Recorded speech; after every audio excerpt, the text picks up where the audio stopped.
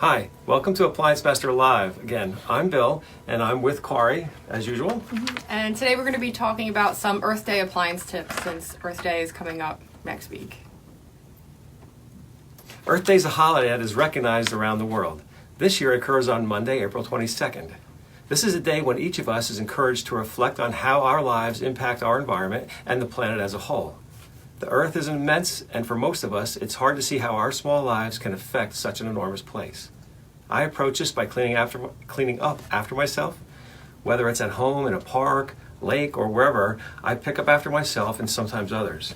At Appliance Master, we installed LED lighting in our offices, we drive fuel-efficient vehicles, keep them well maintained, and we also recycle old appliance parts as well as packing material. And I think we generally try to reduce, reuse, recycle as much as we can in the office to cut down on waste. Our technicians often ask customers after they have parts left over if they want them or we'll recycle them. If they don't, we take them, bring them back here, bring them recycling. It's it's a little extra work, but it's worth it. Yeah. So and then this is the perfect opportunity to sit back and think about the small things you can do in your home to positively impact the earth, whether it's by saving water or energy. And I think, if you take, hopefully we do it more than once a year, but if you take the time to reflect on the things that you do, for instance, silly things when you do a load of laundry, washing machine, if you set a lower temperature than you think you might need, see how low you can go, because the extra heat, and the average family does plenty of loads a week. Little things add up. That's what you have to bear in mind. Yeah, I know one of the things that's always suggested is if your dryer has a moisture sensor on it, to use the moisture sensor, so it'll automatically turn off once it senses that the clothes are dry. It's not going to run for the whole, possibly hour and a half cycle. Yeah, that's smart. And a lot with the technology and boards and sensors that appliances have now, they're usually very accurate. So it'll shut off when it's dry and not run another 10 minutes. So while you're on clothes dryers also, one of the things we recommend, and we push it, we really push it hard, is once a year you should have your the dryer venting system, an analysis performed to see a number of things, just the overall efficiency. Appliance Master charges $39 to come out, run that analysis, and just to see how it is. If you can shorten your drying time by just 10%, that's huge over the course of a year. That's less electricity, less gas, less wear on your appliance. If you're worried about filling landfills with appliances, if you can get 10%, or if your dryer lasts 10, 12 years, if you can get another year or more out of it, that adds up over time. Yeah. And a 10% increase isn't small. When we do vent cleanings, and we often see differences of up to 30%. Yeah, which is that's a big difference, and it adds up over time. Yeah, and the charge is extremely reasonable. And then, are there some things you can do with the washing machine to help with saving water or saving energy? A lot of machines now have, I know on mine at home, the regular wash time is extensive. It might be 60 or 90 minutes. That seems like a long time. It is, but you can set it on a rapid wash, which brings it down to 34. I think for regular normal cottons is 34. So knowing how to use the equipment and first of all, you're probably not putting clothes in that are super dirty, super stained. Yeah.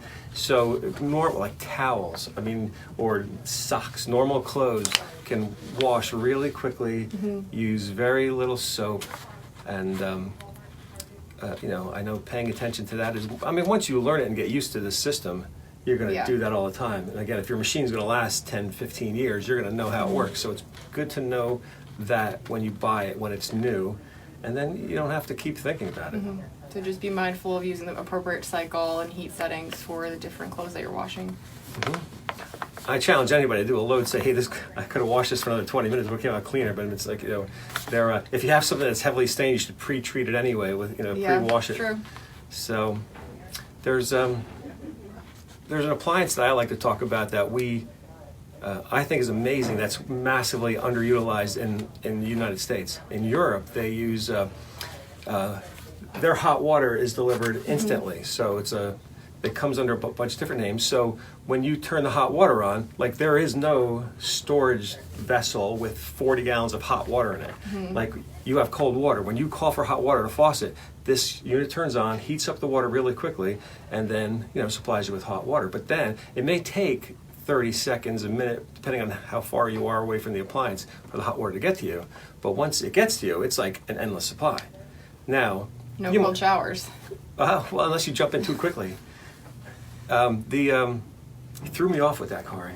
So it's like, typical hot water heaters that we use in this country, it's like, picture like a 40, 50, or 60 gallon pot sitting on your stove.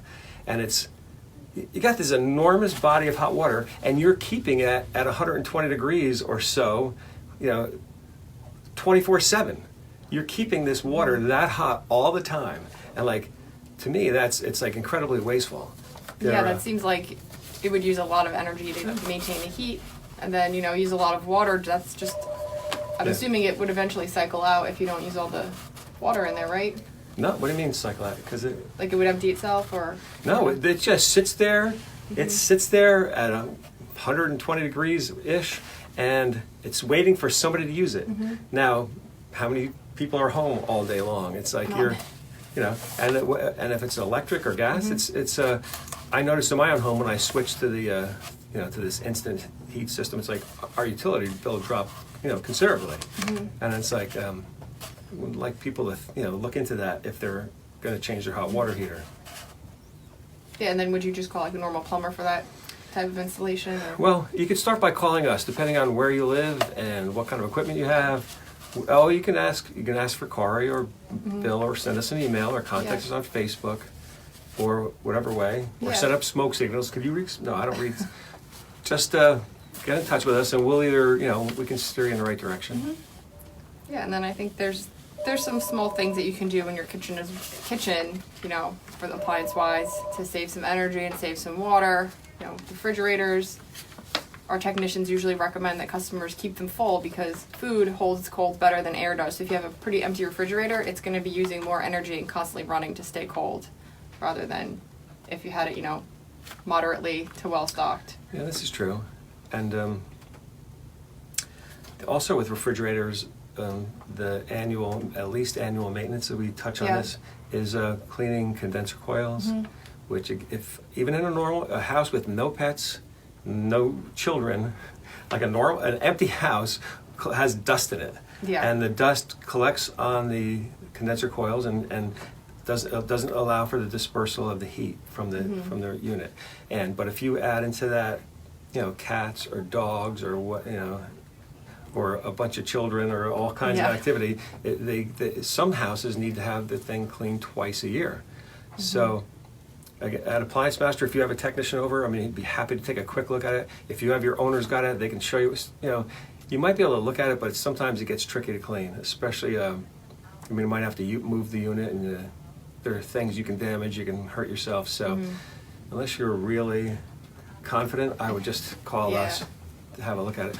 Or, when Appliance Master's at your house for anything else, ask them to look at it. Give you take an a look opinion. and see if it needs a cleaning. If you look at our testimonials on our website, one of the more common testimonials is the technicians help them with other things. They'll say, he was here for my washing machine, but then looked at my dishwasher quickly and looked at my refrigerator, and he told me what to look for.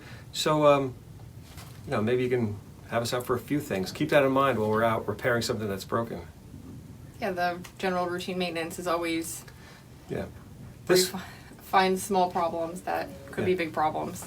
We have in the near future we're going to have maintenance packages, but will we come to your home and check all these things really quickly for a low price? But it's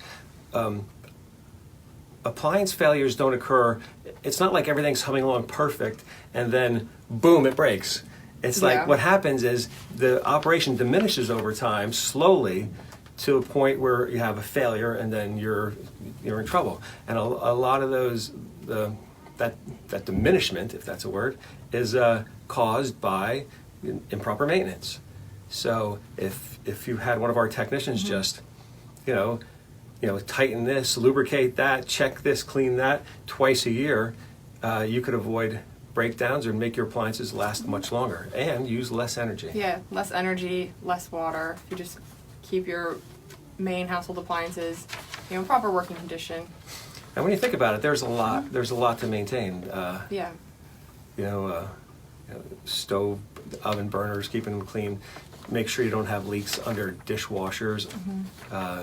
Cleaning, I mean, we've touched on cleaning washing machines, cleaning dishwashers, you know, cleaning refrigerators.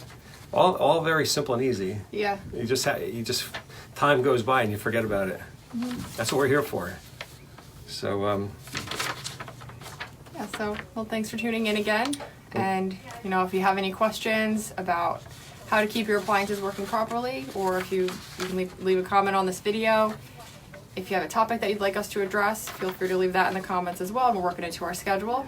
But otherwise, we'll see you next week on Tuesday when we're going to be talking about vent hoods and downdrafts. And in the meantime, if you have any questions about anything you've heard here, I mean, if you go to our website, APPLIANCEMASTER.com, you can, there's an info@APPLIANCEMASTER.com email address. You can contact us by that.